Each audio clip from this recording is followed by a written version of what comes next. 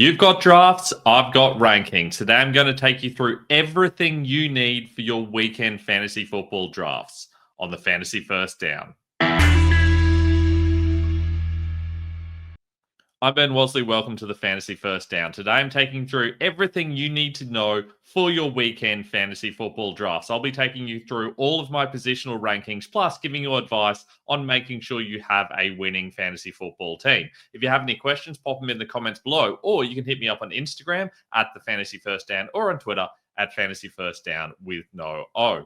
If you want some in-season fantasy football advice, I will be putting out 2 videos every week of the in-season. Last 3 years, I've been ranked as a top 11 accuracy ranker by Fantasy Pros in season, and so that's stuff you're definitely going to want to check out. You can check out my full rankings, of course, over at ffdfantasyfootball.com, but if you're interested in the videos, make sure you subscribe on YouTube. Now, let's get into everything you need for this weekend's drafts.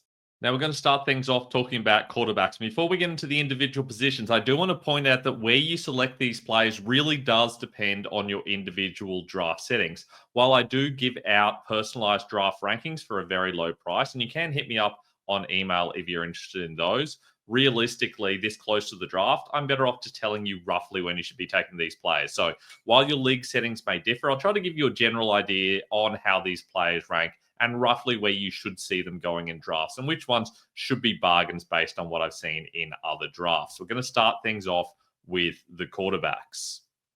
And my number one quarterback for this season is Lamar Jackson. He and Allen both go off the board late in the second round of drafts on average. For me, that's a little bit early. If I start seeing them fall into the third, then I'll consider them both.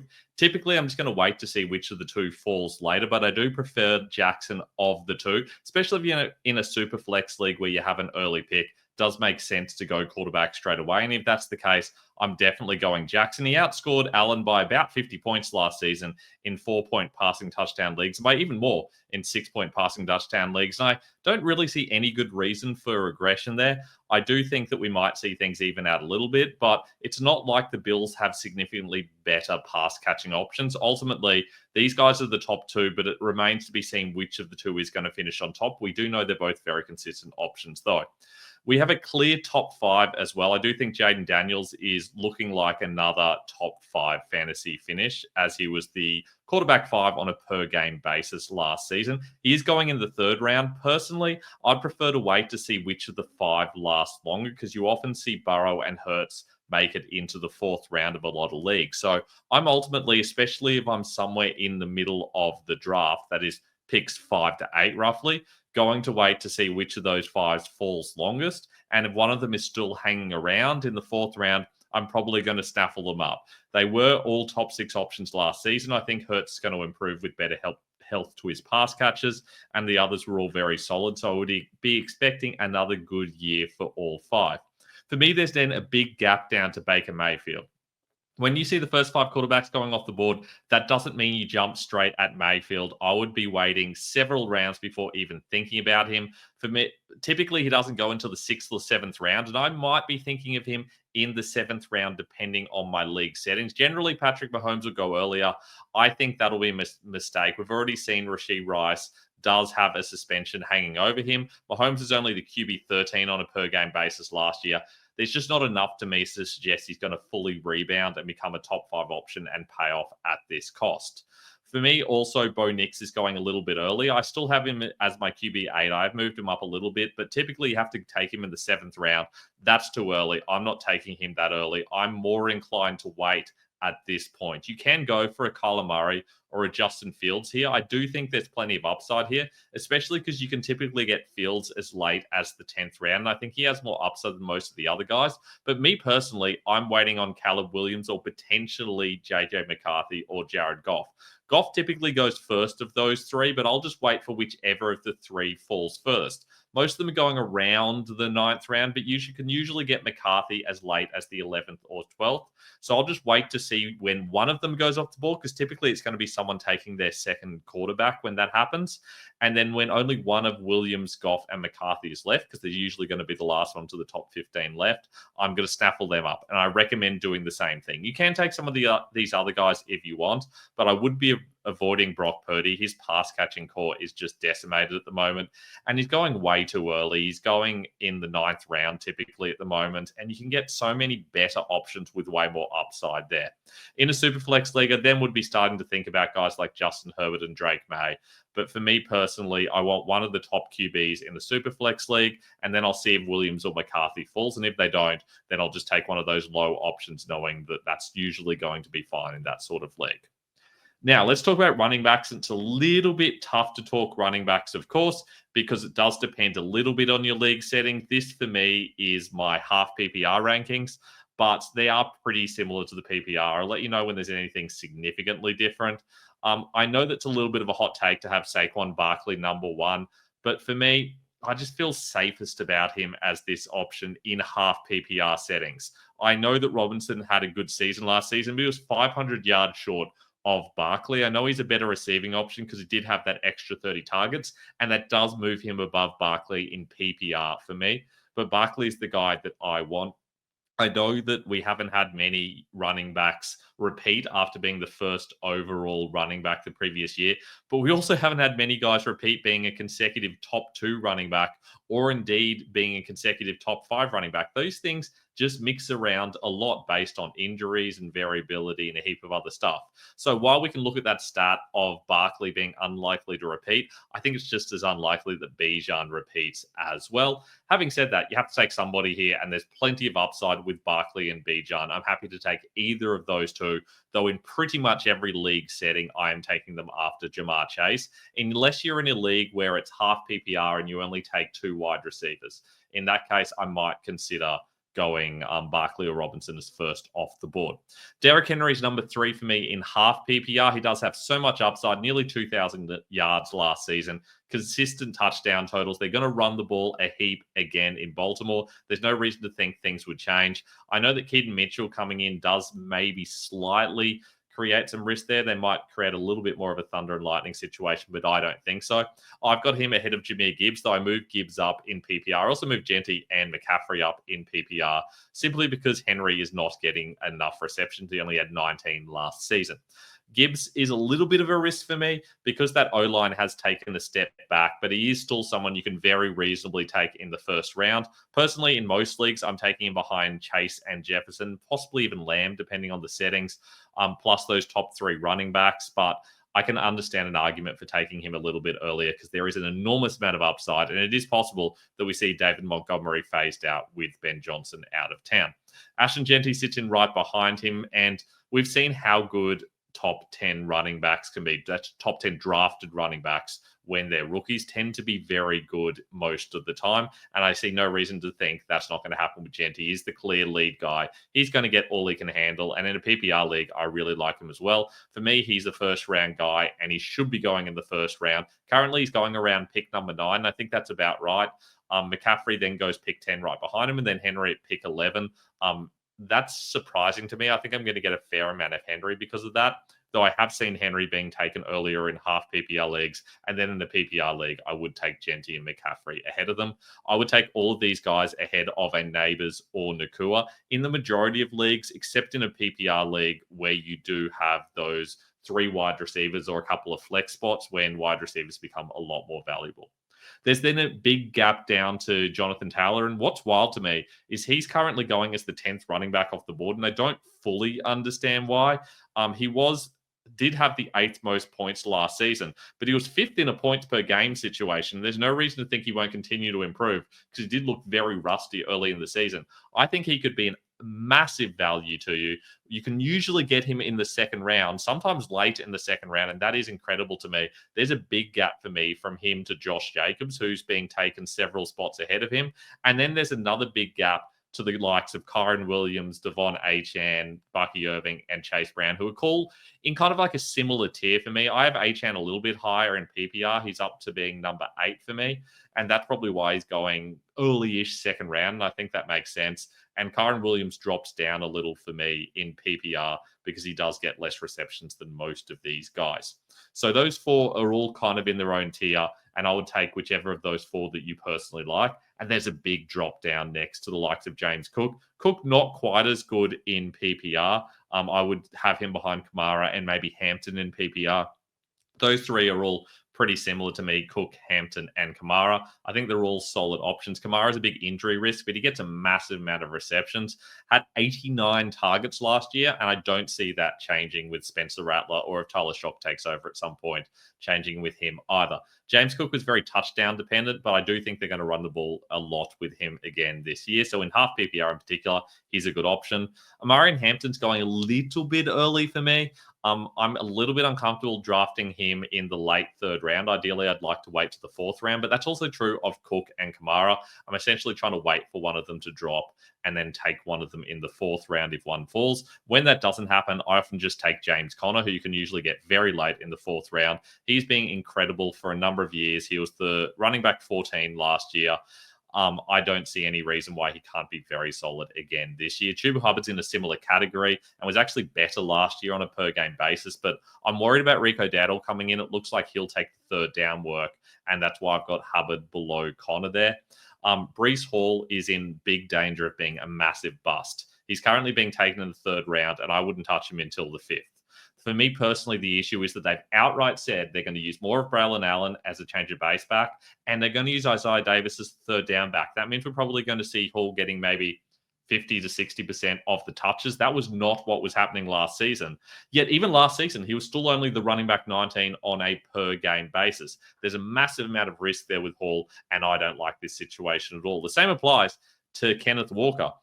He struggled to stay healthy, but even on a per game basis, still only the running back 16. I don't think the upside is there. What are you hoping happens? What's going to change? They're going to use this game the way they do. They're going to use Walker on early downs and they're going to use Charbonnet on passing downs, and that's just how it is.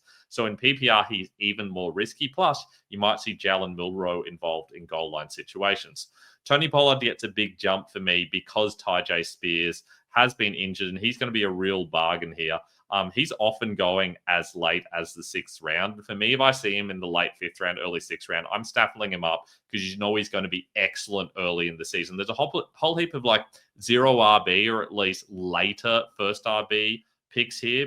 After Pollard, I've got DeAndre Swift, who I think could be very good with Ben Johnson, the way he'll do things in this offense. There's not exactly a lot of competition, and you can also get him in the sixth round, though I've started to see him going a little bit earlier in the sharper leagues I'm in with a lot more experts.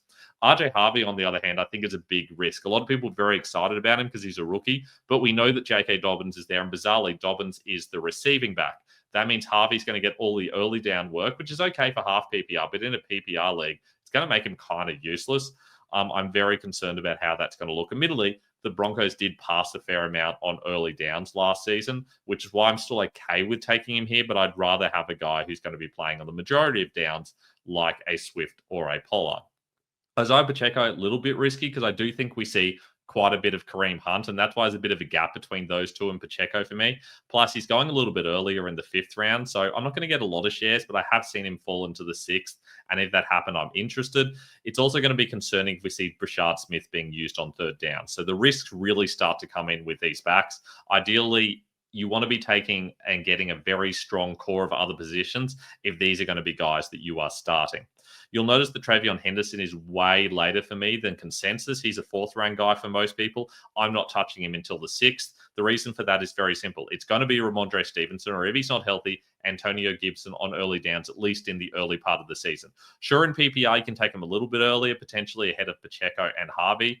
But what's the upside here? Sure, he might become the every down back for the Patriots, but then he's the every down back for the Patriots. That's not that exciting. I'd rather be the every down back for a better team. I just don't think the Patriots are going to be amazing this year. I think they're still going to be a losing team, and there's going to be a lot of games where he is disappointing. You can hope that in a PPR, he's going to at least get those receptions to hold him up, but very risky pick and someone you have to take way too early for what you're getting. David Montgomery, I am starting to fade now. I just don't really see the upside here. Either he gets phased out of this offense and not used enough, or alternatively, he is just he is what he is. He ends up being a top 20 back, but nothing more than that in a half PPR situation. His greatest benefit is the touchdowns, and I feel like they're going to start going towards the wide receivers and Gibbs a lot more, as we started to see last season.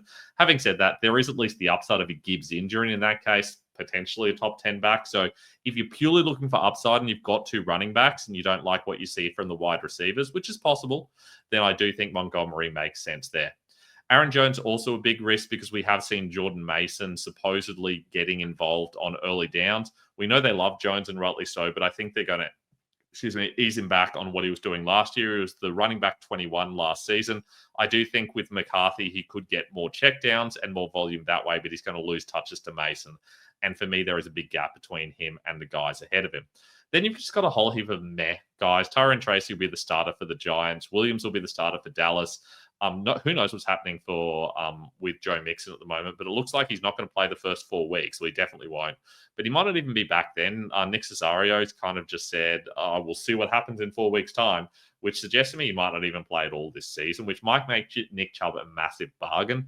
And if you are looking for a little bit more upside, I think he could easily be a top 20 back, because that's typically roughly what we've seen from Mixon in the past. In fact, he was a number 9 overall back last season. Chubb only really has a good Mwale and potentially later on Woody Marks taking those third down snaps. So I think Chubb will be the main guy unless Dameon Pierce gets involved, because Chubb doesn't look very good. Then we have a whole heap of very meh plays that I'm really only touching in 0 RB. Jalen Warren, for example, is going to lose that job to Caleb Johnson at some point in time, but he's going to start with it. But regardless of what happened, Kenneth Gainwell is still going to be a receiving back, and both of those two, Warren and Johnson, are going to be involved. You essentially need an injury to one of those two, and even if that happens, you'll probably have a top 20 back at best. There are better upside players around. Krosky Merritt, again, he's going to be the starter, but he's only going to do the early down work. Eckler's going to do the receiving work. I just don't want a back who's doing 50% of the work and doesn't really have a path to more. He's purely in there if you need a starter. These are my starter rankings. I will talk later on about the guys that I love for their upside. Same thing with Etienne and Bigsby. I mean, they're okay as starters if you're desperate in a deeper league. Ramondre Stevenson in that same category.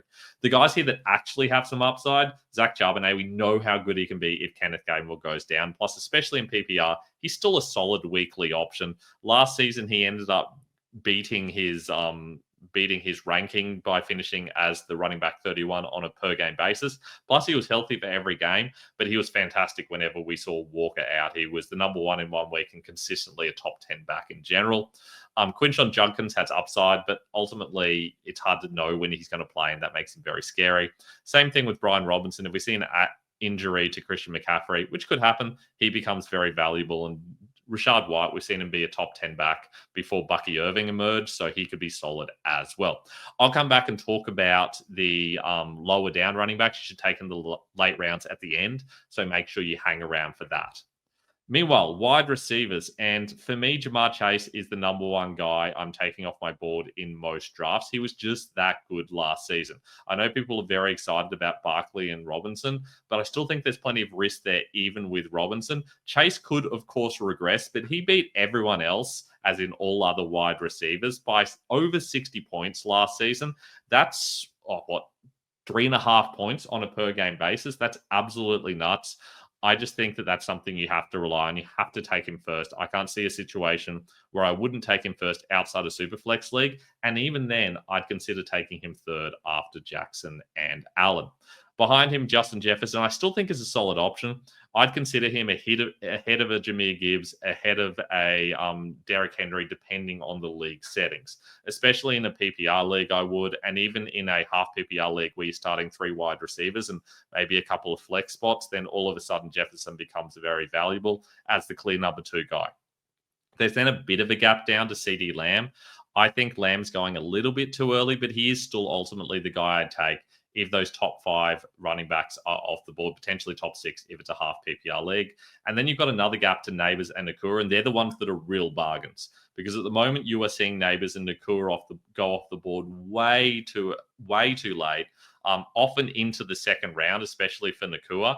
And yet there's so much upside for both of them. While Amon-Ra St. Brown is going as the 4th wide receiver off the board, he wasn't close to being the 4th wide receiver last season. On a per game basis, he was the wide receiver 7, and he's going to regress because they're going to get Laporta more involved as they started to last season. They don't have Ben Johnson there anymore. The O-line's not as good. They've got Isaac Tesla emerging, and Jamison Williams will likely be better as well. St. Brown is someone who could easily bust, and I wouldn't be surprised if I end up having him behind Nico Collins in my competition rankings. That is my Fantasy Pros official competition rankings that I enter for this season. I just feel like it's going to be really hard for him to pay off at that cost. On the other hand, Neighbors and Nakua you can get in this range most of the time. Nico Collins going the first round is a little bit too rich for me. I do understand there's a heap of upside. He was the wide receiver 6 last season, but they brought in a lot of competition for him. I do think that potentially that starts to lead to him losing some snaps and certainly losing some targets. That makes me a bit nervous. AJ Brown, meanwhile, he can get late in the second round behind someone like a Drake London. I think that's great value. I think he, and to an extent, Brian Thomas in a lot of leagues is a good early second round option. If you don't get him, AJ Brown late in the second round, I don't mind that, honestly, especially in a half PPR league. But the guy that I'm loving getting is Jackson Smith-Njigba. I've had him here the whole time. He is starting to rise and go earlier in leagues now. There's a time you could get him in the fourth round. Sometimes I've seen him in the fifth round of early best ball drafts. Now he's more of a third round guy, but I still like the value here. I take him as a top 10 wide receiver, ahead of McConkey, ahead of Higgins, ahead of Hill. Look, I just think he's a fantastic option as someone who's going to be quite reliable. And I have him ahead of Drake London, which means I'm not getting any Drake London at all. I mean, I'm kind of okay with that. I think that London is likely to disappoint. This is an awkward situation for him. He was the wide receiver 16 last season on a per game basis. I don't think Michael Penix is going to elevate that massively. And even if he does, he's basically just paying off his spot. I think him getting into the top 10 is going to be difficult.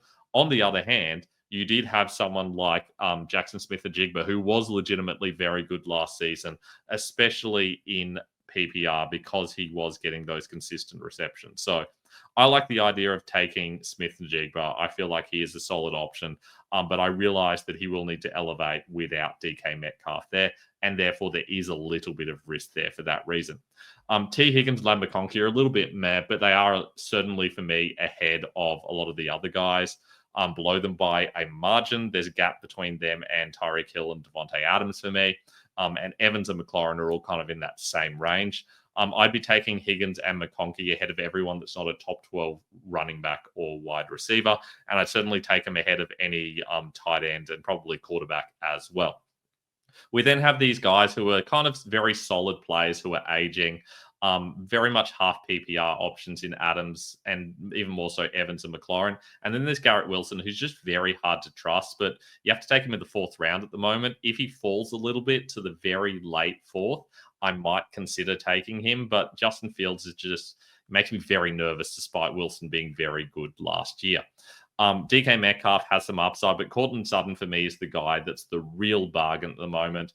You can get him as late as the fifth round, and I think that's fantastic. He's going as the 22nd wide receiver off the board.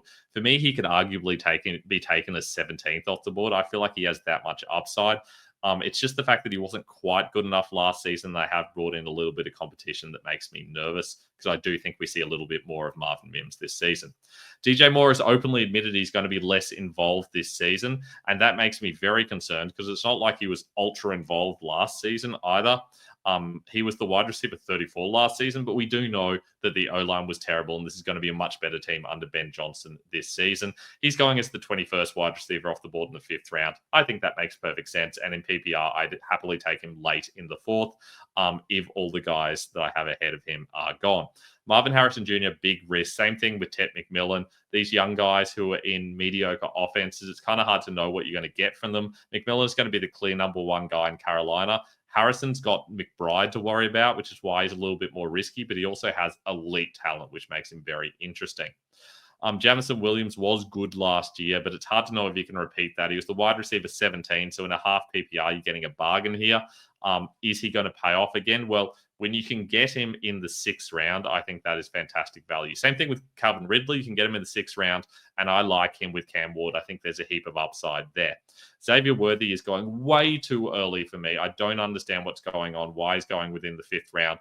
Rashee Rice's suspension will cause people to push him up, but he wasn't that good last season. He was good towards the end of last season, but Rice is back. Rice is going to be there for much of the season. Hollywood Brown is back.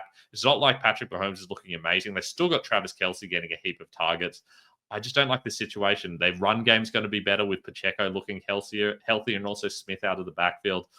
This is just a situation I'm avoiding entirely. I don't want Worthy. Flowers has very little upside. I think Travis Hunter has a heap of upside. I've ranked him earlier at times, but a little bit nervous with what they're doing at the moment and how they're going to use him. So I've dropped him back a little bit. Having said that, you can still get him as late as the 7th round. And for me, that's excellent value, as is Chris Olave. He's going mid-7th round, despite the fact he's looking like he's going to play in the slot a lot this season. And that's very exciting. Really depends on how they use Cooks versus Vele, but we saw Olave in the slot a lot during the preseason third game. Jerry Jeudy was fantastic last season. He's not going to be a top 10 wide receiver this year, but he has that upside because he was so good to close the season. Ended up as the wide receiver 28 on a per game basis, but he was top 5 through the second half of the season. So that upside's there. Problem is there's no Jameis Winston now. Joe Flacco's solid, but I do think that he's less likely to lean on Jeudy in that same way, especially with Cedric Tillman back. Rome Odunze's got to bounce back from last season. I like him for his upside. You can also get him in the 7th round, and I think that's a great pickup. Rashee Rice is someone that I was badly off earlier in the preseason, even before we talked about the suspension, and that became imminent. I wasn't even considering him in the teams where a lot of people were ranking him. He's always been a mid-20s guy for me. The suspension puts him back, but he now has upside as someone you can take who has more upside than most of the guys in this range. If you're in a league that only starts, say, five like positional players, running backs and wide receivers, so 2 running backs, 2 wide receivers and a flex, Rice all of a sudden becomes a great option because you are bringing in bench players at this point. You're hardly going to have any buys before Rice is available, and all of a sudden you get all of his upside. So Rice is someone who's a great bargain in that sort of a league. Or on the other hand, if you're starting potentially 5 wide receivers and these guys are all going to be your starters, Rice suddenly becomes a real risk, and I'm not interested at all. The same issue happens with a Chris Godwin or a Jordan Addison. They have a heap of upside, but you have to take them a little bit earlier than you want. You're taking your starters around now, and it's scary to use them. We don't know what's going to happen with Godwin. At least with Addison, we know it's only 3 games. I am a little bit nervous about Adam Thielen heading over there and affecting Addison's volume share. That could be a little bit of concern. He also hurts Hawkinson as well. So Addison is someone I'll consider dropping down. But at the moment, the Bucks and Vikings are likely to have a lot of volume. It'll just be interesting to see how they go. Stephon Diggs is another guy who can get pretty cheap. He's going kind of like 8th, 9th round region, which is kind of nuts. More so 8th round. Which is great value for me as the top receiver for Drake May. I think he could be very good this year if he can be healthy, and we don't even know he's starting week 1. But if you're in one of those shallow leagues, he's someone you can pick up for upside. Mika Ibuka is someone that a lot of people are very excited about earlier in the offseason. I think that was overblown. He should be going way later.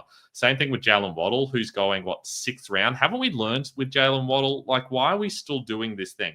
What are you seeing from Waddle that's getting you excited about him, that's making you go, yeah, this is the guy I want in my team. The guy who was the wide receiver 59 last season, tied as the wide receiver 59 on a per game basis, by the way. Technically, you could consider him the wide receiver 61. Look, it's just ugly. He got the same amount of points as Amari Cooper and DeAndre Hopkins last season, and they weren't even with teams the whole time. It's just absolutely ridiculous. I don't know what people are doing there.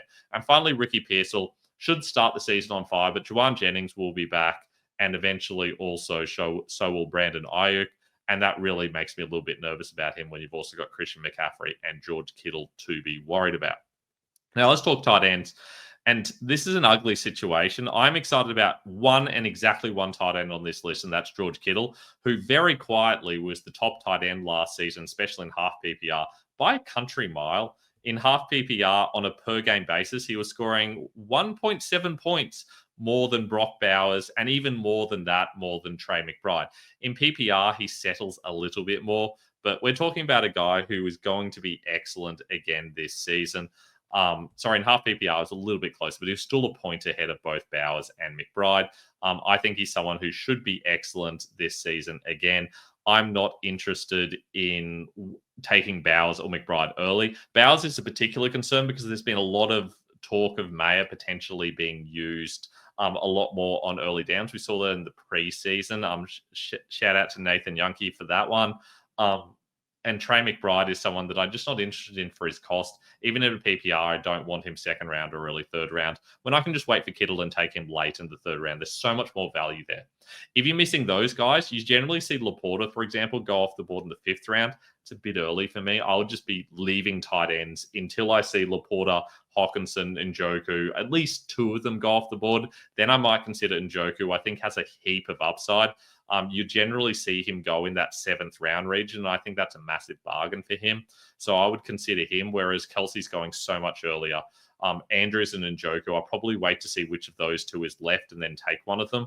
Tyler Warren, according to ADP, is going in the 9th round. I have not seen that happening. I've seen him going way earlier than that. I would happily take him if he was there in the 9th round, but it's not typically where he's been going for me. And then, of course, Tucker Kraft. I'm not going to see much of him because people are taking him too early. For me, there's a big old gap, and I would much rather wait for Brendan Strange, Jonnu Smith, or Darren Waller, who I can generally get in the last couple of rounds. I don't generally see them going off the board until the 15th round sort of range, which is insane to me because Smith was the wide receiver 4 last season. I don't think that much has changed. I know he's going to the Steelers, but he's the clear top receiver. They've got one good receiver on the whole team, and then it's like Calvin Austin is their wide receiver 2, and a guy who played one game last season, Roman Wilson is their wide receiver 3. Smith is going to be the guy. They're going to use a lot of 2 tight end sets, but Smith will be the receiving back at all times, and I think he could be a massive bargain. Darren Waller, I mean, he goes into that Smith spot where Smith was the wide receiver 4 last season, and he's playing exactly the same role. Nothing much has changed in that offense. We could see some more wide receiver-centric passing, but they've been saying that for a while, and Waddle's continued to disappoint. I do think Tyreek Hill gets a little bit better, though. Meanwhile, Brendan Strange goes into the Evan Ingram role, and yet it's Ingram that's going in the top 8 and being drafted in the, 7th round? That's insane to me. Ingram's only playing half the snaps, and you're seeing Adam Troutman out there half the time. Ingram is going to be an enormous bust. You're going to regret taking him. Same thing with Colston Loveland. We are talking about guys who are going to be massive busts, but Ingram in particular, Brenton Strange is the guy you want. And if you miss out on all those guys, then you can start thinking about a Zach Ertz, for example, and there's some other solid guys you can take later on, like Chiga Okonkwo as well. Finally, I want to talk about guys with upside. In the late round, there is no point in taking a Jalen Warren or a Ja'Cory Krosky-Merritt. If you already have 3 good running backs on your team, you need someone who has upside. You need someone who is an injury away from actually starting for you and being fantasy relevant. Here are the guys who have options. I'll take you through them really quickly. Brian Robinson Jr. is a McCaffrey injury away to being a top 10 running back. It's that simple. Rashad White just needs Bucky Irving to go down, and we've seen that he can be a top 10 back. Braylon Allen, I think he could take over from Breece Hall on merit potentially, but even so, if you see Hall goes down, all of a sudden Allen is going to be a top 10 to top 15 back. Ray Davis, similar situation, already getting involved, and if James Cook goes down, you've got yourself potentially a top 10 back. Rico Dowdle is already going to get the receiving work, so he's someone you can use on a bye week if you're desperate in PPR. And if you've seen an injury to Chuba Hubbard, we know how much the Panthers like to run the ball, and I expect him to be doing all 3 downs if that happens, with just change of pace from EDN. DJ Giddens is one of my favorites. Jonathan Taylor was a top 5 running back last season, and Giddens will take over that whole role if Taylor goes down, and Taylor's not exactly known for his health.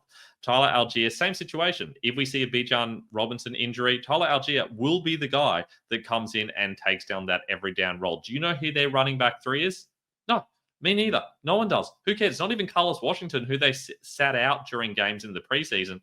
They just chose a random dude and made him the running back 3. It will be Algier if you see a Robinson injury, and he will be a top 10 back. Kendre Miller will take over from Alvin Kamara when he has his inevitable injury. The reason I don't have him higher is I'm not sure he'll be used on 3rd downs necessarily. Will Shipley seems to be the guy for Saquon Barkley. If Barkley goes down, which everyone's assuming based on the fact that he's not the number 1 running back, Shipley's the guy to own. The problem is that A.J. Dillon is still involved, and I expect it will be some sort of committee. We just don't know how much Dillon we're going to get. Keaton Mitchell has a heap of upside as being essentially Derrick Henry if Derrick Henry goes down. And Derrick Henry is old. I mean, he's younger than me, but he's still old by NFL running back standards. And for that reason, I do think Mitchell's someone that you can own in a deeper half PPR or non-PPR league. Also mentioning Taj Brooks, who's the backup for Chase Brown, I guess. I'm not really too excited about that with Samaje Perine involved. That hurts Brown's upside as well, even though they do like to pass on early downs rather than 3rd downs. Trey Benson, same thing, early down back. We're going to see a lot of Demicado if James Conner goes down. And finally, Blake Corum, I'm just not sure that Jarquez Hunter won't be very involved if we see an injury to Kyren Williams. That's weird because typically the Rams go with 1 back the whole time. I'm just not confident it's Corum, which is why I don't have him higher. As for wide receivers with upside, well, Keon Coleman could finally be the number 1 receiver in Buffalo. I'd much prefer him over Khalil Shakir, who's going way early. You can get Coleman in the double-digit rounds. Marvin Mims, the number 2 wide receiver for the Broncos. Finally, it's clear who their top 3 are. It's going to be Mims as the number 2 behind Cortland Sutton, and then Troy Franklin will be the number 3 in the slot. Mims has heaps of upside. He was excellent on a per snap basis last season. Cedric Tillman had 3 fantastic games, then went into a bye week, had 1 bad week, and then got injured.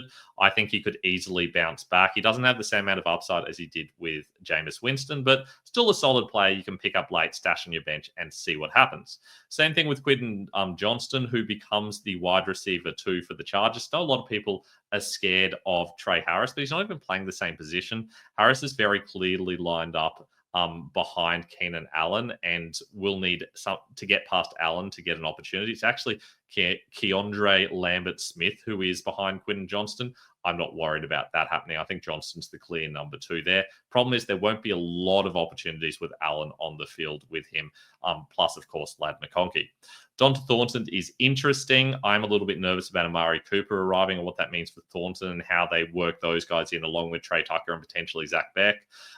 This would improve Thornton's chances if we saw an injury to Jacoby Myers, or alternatively Myers just chucking a hissy fit because he doesn't have a contract and forcing his way out. The problem, of course, is you've got Brock Bowers there. You've also got Ashton Genty there. I think that just limits Thornton's short-term upside. He's more of a dynasty guy for me. Brandon Ayuk obviously is going to miss half the season. He'll probably be pretty rusty when he gets back, but there's clearly upside there for the playoffs, so you can get him pretty much free late in drafts, stash him on IR and just see what happens. And finally, Isaac TeSlaa, Tim Patrick is headed to Jacksonville, which clears the way for TeSlaa to be the number 3 in Detroit. I think he has a little bit of upside, actually, and I am excited to see what he can do. I've got a lot of dynasty shares. Didn't expect to get the starting role this early on, but I'm excited to see how he goes as a 3rd rounder, who is more of a project player, but has clearly come along very quickly and has plenty of upside.